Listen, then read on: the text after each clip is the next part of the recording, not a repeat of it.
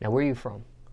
I'm from Louisiana, a little town in between Baton Rouge and New Orleans called Ponchatoula, Louisiana. I'm a country nigga.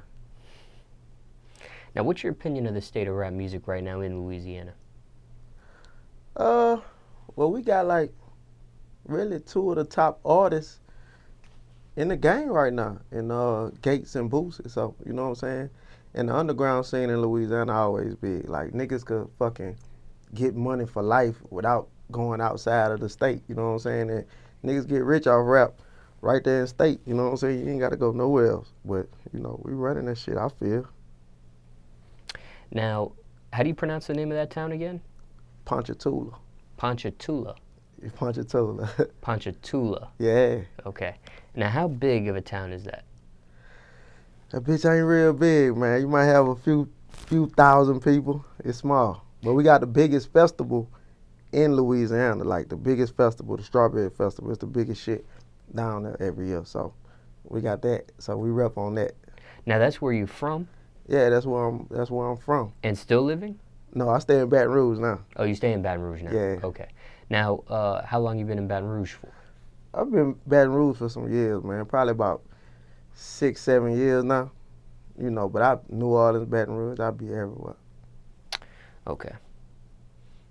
Now, let's take it back a little bit. All right. What type of student were you in school?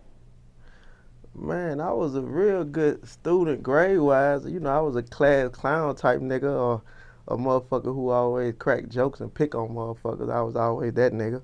But I was a popular nigga in school. You know, I was a star basketball player, so, you know, I had everything in high school anyway. Now, were you able to take your basketball talent to college? Yeah, I got a scholarship to University of New Orleans. I went there 1 year, I redshirted, left and went to a JUCO because a coach got transferred that got me there. So I played at a JUCO in Mississippi for, I stayed there a year. It was too country out there, so I had to leave, man. I had to get back to the city. So did you quit basketball at that point? Yeah, and went straight to rap. Now, why'd you quit basketball? I ain't gonna never say the work was too hard, but waking up in the morning at 5 o'clock, going to run, work out, go to class, do that shit again, go to class, then I'm back at practice in the evening. It was just, you know, I was coming from New Orleans. I had a red shirt year, so I was partying like a motherfucker. So now coming to that, and I got coach knocking on my door saying, boy, you better get your ass up, you got practice. I'm like, man, close that door, bro. He closed the door, I opened that bitch up, and I ain't never go back. Now, what position did you play? Point guard. Nah, I was a point guard, not point guard, point guard. So anybody, if you looking at this and you in the industry, you know, we gonna put up a little bread on my game. So whatever you got, come on. We betting big, whatever you want to bet. So that's a shout to Boosie, where you at, nigga? All you niggas who play ball, all y'all, game, all y'all. Now, explain the term red shirt, because I hear more about that when it comes to like football and college football. I don't really hear that in college basketball. Can you explain that? Well, it could be you could get a medical red shirt. It could be because your grades wasn't up to where they need to be and they trying to get you in. It could be they want you to develop a little more. So it's a few different factors, but those being the main like three. Now, how does a red shirt affect academically how you are? Now you get to get in and get your grades up or whatever. If you need to get your GPA to where it need to be, you got a whole year to practice with the team, get the team familiar with you, you know what I'm saying, work on your grades. So you got a whole red shirt year to do all that you need to do. Adapt to college life. So typically in college, it's 4 years. Yeah. Freshman, sophomore, junior, senior. So now, when you get redshirted, how does that work? Is that a fifth year? Yeah, you get an extra year. That's why you hear people saying a fifth year senior, it'd be a red shirt year that they counted. You know what I'm saying? That's how they get 5 years. Now, personally, why did you get redshirted? Because my ACT score wasn't really where it needed to be. So I had to come in and take some extra classes the first semester I was there and get that going. But like I said, I wound up partying and shit, tripping. Now, did you graduate college even though you quit basketball? I never graduated. I'm thinking about going back now and getting a little, a little something to make my mama proud. She want to see a little college degree.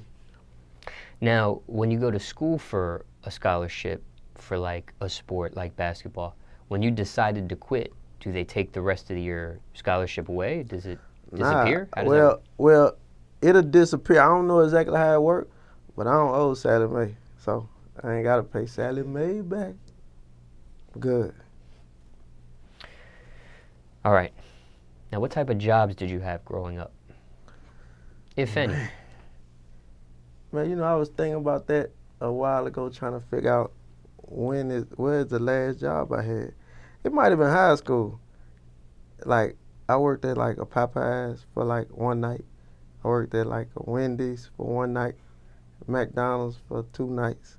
Like, I never could keep a job, so I know working a 9 to 5 was never gonna be for me.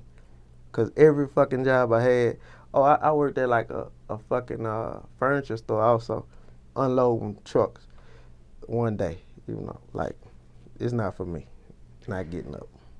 So now, these places you were at for 1 or 2 days, you quit or you were fired? Quit. Walked out on my own will. I ain't never got fired because, the bosses always loved me. Like, I seen one the other day and she was saying, I remember you was there working. You never wanted to come to work. So, man, I'm talking about 1 or 2 days. All my jobs were like 1 or 2 days. And that was like I was, high school, So I ain't worked since then. This been my hustle. This rap been helping me pay the bills. Now, what's the worst thing you put your parents through? Man, really and truthfully, like, the scariest thing I'm gonna say for my mom, man, the fucking people, like the 3 letters that everybody hate, or the 4 letters, bitches came and kicked my fucking door in one night, you know what I'm saying? Well, one morning, and everybody thought that I was like finna be like, yeah, it's over with, but they came on a false fucking call, and it was some total bullshit. And so everybody was scared, like my mama was fucking having a heart attack, like, oh my God, they got my baby, what are you into? But it turned out it was just some bullshit, you know what I'm saying? Like, I tell the motherfucker, man, watch who you fuck with, man, because the niggas you fuck with, motherfuckers always trying to get you, bro. So you got to keep your company, keep motherfuckers tight around you, who you trust, because stepping out that one time to do some shit could really fuck your whole life up, Now,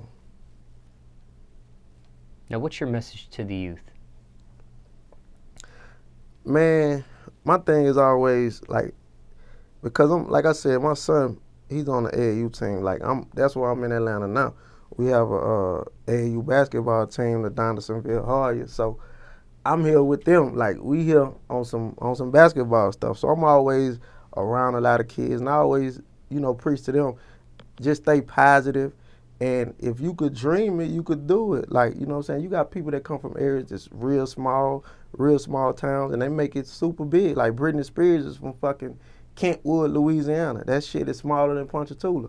You know what I'm saying? And she's fucking one of the biggest pop stars ever. So it's like, as long as you dream and you work hard at it, you could do whatever you put your mind to.